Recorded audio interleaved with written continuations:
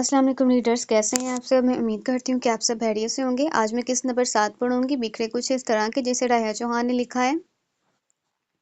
مانی کہ نہیں، وہ آمنہ باجی کو حال میں آتا دیکھتا ہوا بولا۔ بڑی باتیں سن کر مانی منہ بنا کر کھڑی ہے باہر گاڑی کے پاس۔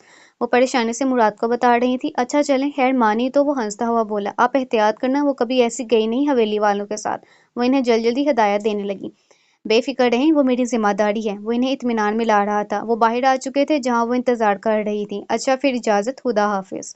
وہ آمنہ باجی کی طرف دیکھ کر مسکراتا گاڑی کے قریب آتا ہوا بولا۔ اس نے گاڑی کا دروازہ کھولا اور انتہا کو آنکھ کے اشارے سے اندر بیٹھنے کا کہا۔ انتہا فوراً آمنہ باجی پر آنکھیں نکالتے ہوئی گاڑی کے اندر بیٹھ گئی۔ وہ اب گاڑی کی مین سیٹ سنبھال رہا تھا۔ کچھ ہی پل میں گاڑی حویلی سے باہر شہر سفر کے لیے روانہ ہو گئی، جو سفر 2 لوگوں کو قریب کرنے والا تھا۔ آسمان صاف تھا، رات کا وقت تھا اور وہ سنسان ٹوٹی سڑک پر گاڑی چلا رہا تھا۔ اس لڑکی کو ساتھ لیے جو اس کے جینے کی وجہ تھی۔ وہ گاڑی چلاتا ہوا آئینے میں بار بار پیچھے بیٹھی اس لڑکی کو دیکھ رہا تھا۔ اب تو تمہیں اپنا بنا کر ہی واپس حویلی آؤں گا، وہ دل ہی دل میں مسکراتا باتیں کر رہا تھا خود سے، جبکہ پیچھے بیٹھی اس لڑکی کا غصہ آسمان کو چھونے کو تھا۔ میں ہی ملی تھی اس گھوڑے کے ساتھ بیچنے کے لیے، کیا مصیبت ہے، کیا کروں؟ وہ دل ہی دل میں سامنے گاڑی چلتے اس شخص کو کوس رہی تھی۔ وہ ایک خوبصورت گھر تھا۔ کوئی بھی اس گھر کو دیکھ کر یہ نہیں کہہ سکتا تھا کہ اس گھر میں ویرانیاں ہیں۔ ایک شخص اپنا تھکا ہارا وجود لی اس گھر کے اندر داخل ہوا۔ اس گھر میں ہر جگہ روشنیاں ہی تھیں سوائے ایک جگہ۔ وہ شخص بھاگتا سیڑھیاں چڑھتا ایک کمرے کے دروازے کے قریب آ کر رکا۔ وہ کمرہ اس شخص کا تھا۔ وہ شخص دروازہ کھول کر اس کمرے کے اندر داخل ہو گیا۔ وہ کمرہ سیاہ اندھیرے میں ڈوبا ہوا تھا۔ اگر اس کمرے میں روشنی کی کوئی کرن تھی تو وہ صرف ایک تصویر پر تھی، جہاں 2 چہرے قید تھے۔ ان کا پورا وجود قید تھا اس تصویر میں۔ وہاں موجود وہ شخص ان 2 چہروں کو غور سے دیکھنے لگا۔ ان چہروں میں ایک چہرے پر سکھ تھا اور ایک پر دکھ۔ کاش تم کبھی وہ نہ کرتی جو تم نے خود کے ساتھ کیا۔ خود کو کوئی خود کیسے اجاڑ سکتا ہے؟ ایک شخص کی وجہ سے کوئی کیسے کوئی کسی کی زندگی برباد کر سکتا ہے؟ اتنا بڑا سچ مجھ سے کیسے چھپایا گیا؟ اور میں سمجھتا تھا کہ تم اکیلی ہو، لیکن تم تو مجھے اکیلا کر گئی۔ وہ شخص دروازہ بند کرتے ساتھ ہی زمین پر بیٹھ گیا۔ خود کو کوئی کیسے برباد کر سکتا ہے؟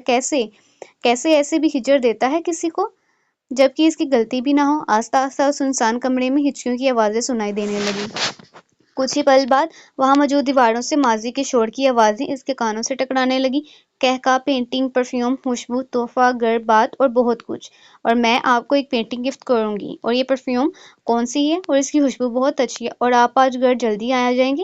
اور وہ آج پہلی بار اس شخص کے سامنے جاندار قہقہ لگا کر ہنسی۔ اور یہ تحفہ آپ نے مجھے کیوں دیا؟ اور مجھے آپ سے ایک ضروری بات کرنی ہے، اور بہت کچھ دیواروں سے ٹکرا رہا تھا۔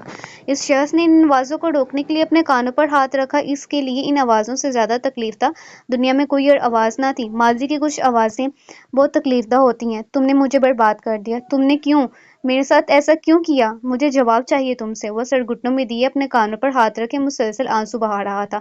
خدا کے لیے مجھے بخش دو، خدا کے لیے مجھے بخش دو، میرا پیچھا چھوڑ دو، جاؤ یہاں سے، میری زندگی سے دور، میری یادوں سے دور۔ کچھ انسانوں کی آوازیں ہمارے ذہنوں میں ایسے قید ہوتی ہیں جیسے وہی آوازیں ہمارا سکون تھیں، ہمارا اقرار تھیں، ہمیں بے چین کرنے کے لیے خدا نے بنائی تھیں، جیسے وہی آوازیں ہمارے جینے کی وجہ تھیں۔ میں نے تو کبھی کسی کے ساتھ برا نہیں کیا، پھر میرے ساتھ کیوں؟ مجھے تمہارا ہجر کیوں دیا گیا؟ جو گناہ میں نے کیا ہی نہیں، مجھے اس کی سزا کیوں ملی؟ تمہارے ذریعے کیوں ملی؟ میں نے کبھی سوچا بھی نہیں تھا کہ میرے ساتھ ایسا ہوگا۔ کیوں ہوا میرے ساتھ ایسا؟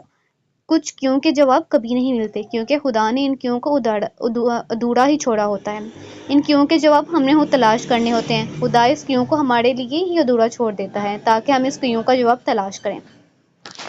تم میرے ساتھ آنا نہیں چاہتی تھی؟ وہ قہقہ لگاتا ہوا بولا۔ نہیں، وہ دراصل اچانک آنا پڑا اس لیے۔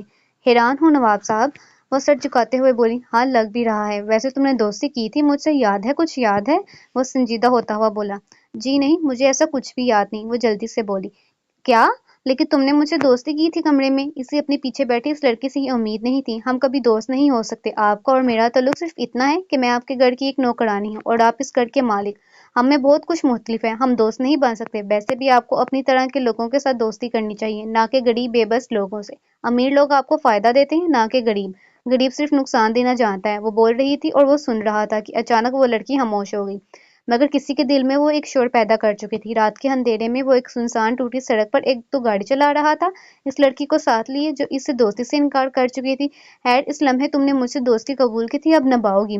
وہ گاڑی احتیاط سے چلاتا ہوا بولا۔ اور آج کے بعد صرف مراد کہنا، نہ کہ نواب صاحب اور نہ کچھ اور، صرف مراد کہنا، سمجھ گئی؟ کیا آپ ٹھیک ہیں؟ آپ اور میں دوست نہیں، تھوڑی تیش میں آتی ہوئی بولی۔ اس لڑکی کو کس چیز پر غصہ تھا، اس کے ساتھ آنے پر یا کسی اور بات پر؟ اسے کچھ سمجھ نہیں آ رہی تھی۔ اس کے یہ الفاظ سنتے ساتھ ہی اس نے گاڑی روک دی۔ گاڑی سے باہر نکلو، وہ غصے سے بولا کہ وہ ڈر گئی۔ آنکھوں میں پانی کی لہریں بہنا شروع ہو چکی تھیں۔ وہ گاڑی میں صدمے کی حالت میں بیٹھی رہی۔ اس سے پھر غلطی ہو گئی تھی، اس نے سنا نہیں۔ تم نے سنا نہیں میں نے کیا کہا؟ میں تمہارے ساتھ سفر نہیں کرنا چاہتا، گاڑی سے باہر نکلو۔ وہ گاڑی سے نکلتا ہوا بولا، میں اندھیرے میں کہاں جاؤں گی، اور سنسان جگہ نہ کریں ایسا، میں کہاں جاؤں گی؟ وہ روتے ہاتھ جوڑتے منتوں پر اتر آئی تھی۔ وہ اسے مزید غصہ دلا چکی تھی۔ اس نے اپنا ہاتھ آگے بڑھایا اور انتہا کا ہاتھ پکڑ کر اسے باہر کی طرف کھینچا۔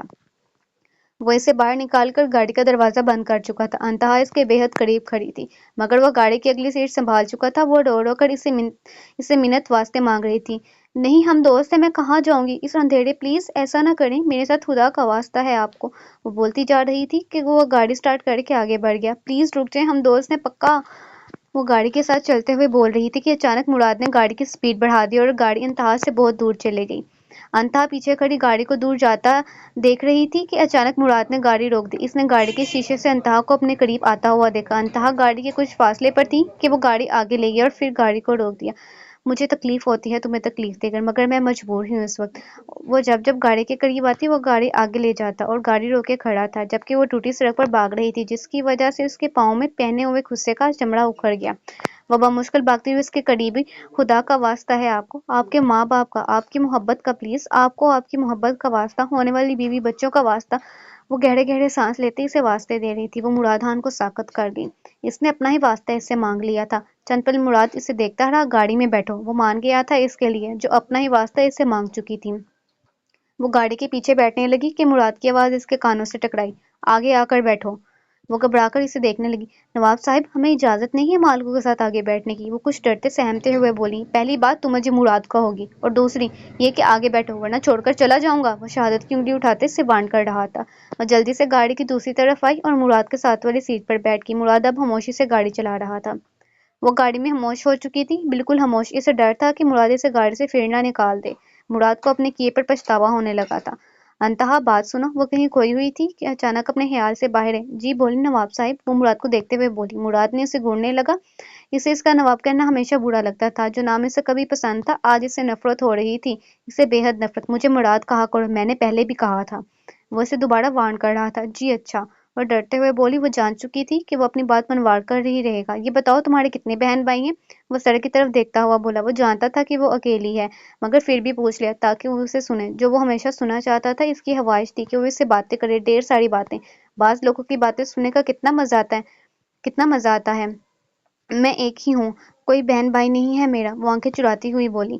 ماں باپ کہاں ہیں؟ وہ سنجیدہ ہو چکا تھا کیونکہ اسے اس کا ماضی جانا تھا جو اس کی آنکھوں میں نظر آتا تھا۔ 6 سال پہلے بھی ان آنکھوں میں اذیت تھی، اور 6 سال بعد ان آنکھوں میں اور بھی زیادہ اذیت دیکھی تھی مراد نے۔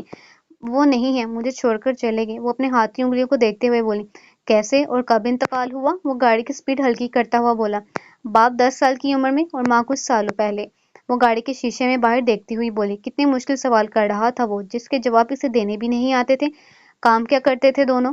وہ اس کی طرف چہرہ کرتا ہوا بولا۔ ماما جانی ٹیچنگ کرتی تھی اور باپ نشہ کرتا تھا۔ وہ اپنے ہاتھ کا نشان چھوتی بولی۔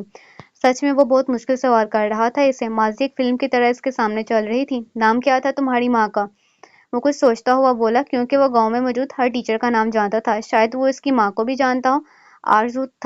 آرزو تھا ماں کا نام، وہ آنکھیں چراتی نم آواز میں بولی۔ وہ سمجھ گیا تھا کہ اس کی ماں کون ہے۔ باپ کوئی کام نہیں کرتا تھا؟ اس نے اپنا ایک اور سوال اس کے سامنے رکھا۔ نہیں، ایک لفظ کا جواب آیا۔ کتنا پڑھی ہو؟ اس نے پہلی دفعہ اسے یونیفارم میں ہی دیکھا تھا، سو کم سے کم اس کا یہ سوال کرنا تو بنتا ہی تھا اس سے۔ اسی دن تو وہ اپنا دل ہار بیٹھا تھا۔ وہ سوال کرتا جا رہا تھا اور وہ جواب دیتی جا رہی تھی۔ 12 کی ہیں، 10 گاؤں سے کی تھی اور باقی وہ 2 شہر میں کی تھی۔ وہ سر نیچے جھکاتی بولی۔ آگے پڑھنا چاہتی ہو؟ اس نے یہ سوال اس سے اس لیے کیا کیونکہ اس کی آواز لڑکھڑا رہی تھی۔ وہ چاہتا تھا کہ وہ کہے کہ ہاں میں پڑھنا چاہتی ہوں، وہ ہاں کہے اور وہ آگے سے جواب دے کہ ہاں ٹھیک ہے ایسا کرو، مجھ سے نکاح پڑھ لو، تم میری شریک حیات بن جاؤ، میں تمہیں پوری زندگی عشق کا سبق پڑھاتا رہوں گا۔ نہیں، کس کے لیے پڑھنا ہے؟ کوئی نہیں ہے جس کے لیے پڑھوں۔ کیا فائدہ آرٹسٹ بننے کا؟ وہ چہرہ اس کی طرف کرتی بولی، جو جواب نہ میں دے بیٹھی تھی اس کی ساری سوچ پر جس نے پانی کی لہریں بہا دی تھی۔ مطلب فنکار بننا چاہتی تھی تم؟ وہ مسکراتا ہوتا وہ بولا۔ ہاں، پینٹ کرنا چاہتی تھی زندگی کو، خود کو، لیکن اب نہیں بننا چاہتی، اب نہیں، وہ اب رو دینے کو تھی۔ ہم پوچھنے والے ہیں اگر وہ نہیں چاہتا تھا کہ وہ روئے، اتنا کافی تھا آج اس کے لیے۔ وہ اتنا جان چکا تھا کہ اس کی ماں کون تھی۔ وہ کسی اسکول کے فنکشن میں اس عورت سے ملا تھا۔ اس عورت نے اسے عجیب سی دعا دی تھی جو وہ آج تک نہیں بھول پایا تھا۔ جس نے دی تھی اس کا نام تک نہیں بھول پایا تھا، آرزو۔ آرزو، میں کبھی سوچ بھی نہیں سکتا تھا کہ اس کی دعا میں اتنی طاقت ہوگی۔ میں دعا کرتی ہوں کہ میری بیٹی کو آپ جیسا ہمسفر ملے، اچھا، نیک، سلجھا ہوا، رحم دل، احساس کرنے والا۔ جس عمر میں مراد کو یہ دعا اس عورت نے دی تھی، اس وقت مراد یہ دعا نہیں سمجھ پایا تھا، اور آج کئی سالوں بعد مراد کو اس دعا کی سمجھ آئی تھی۔ بعض چیزوں کی سمجھ وقت کے ساتھ آتی ہے، وقت سے پہلے کسی چیز کی سمجھ نہیں آتی۔ اگر اسے یہ پتا ہوتا کہ انتہا اس عورت کی بیٹی ہے تو وہ کب کا اسے اپنا بنا چکا ہوتا۔ اس نے ایک دفعہ کسی سے سنا تھا کہ وہ عورت اب شہر میں پڑھاتی ہے، لیکن اس عورت کے بارے میں اسے یہ بھی خبر ملی تھی کہ وہ ایکسیڈنٹ میں انتقال کر چکی ہے، اور مراد کو انتہا کے پرانے گھر جا کر بھی یہی سننے کو ملا تھا۔ وہ عورت اب نہیں رہی جس نے مراد کو یہ دعا دی تھی۔ اگر وہ عورت آج زندہ ہوتی تو دیکھتی کہ اس کی بیٹی کو کوئی اور نہیں، مراد ہی ملا ہے، جو اپنے ساتھ بیٹھی لڑکی کا ہر قدم میں ساتھ دینا چاہتا تھا، جو اسے ماضی کے صدموں سے نکال کر نئی زندگی کی طرف لانا چاہتا تھا، وہ جسے مراد خان نے اپنے محرم کے روپ میں سوچا تھا اور اسے اپنا محرم بنانا چاہتا تھا۔ اس نے اسے ہر رات مانگا تھا، اور ہر رات اس نے اسے محرم بننے کی دعائیں کی تھیں۔ انتہا کی شکل اس عورت سے کتنی ملتی تھی، اسے پہلے کبھی یہ احساس کیوں نہیں ہوا کہ وہ اس عورت کی بیٹی ہو سکتی ہے؟ بعض لوگوں کے چہرے کتنے ملتے ہیں، کاش کبھی ایسے دل بھی ملتے، کبھی ایسی روحیں بھی ملتی، لیکن کبھی نہ تو ایسے دل ملتے ہیں اور نہ ہی ایسی روحیں۔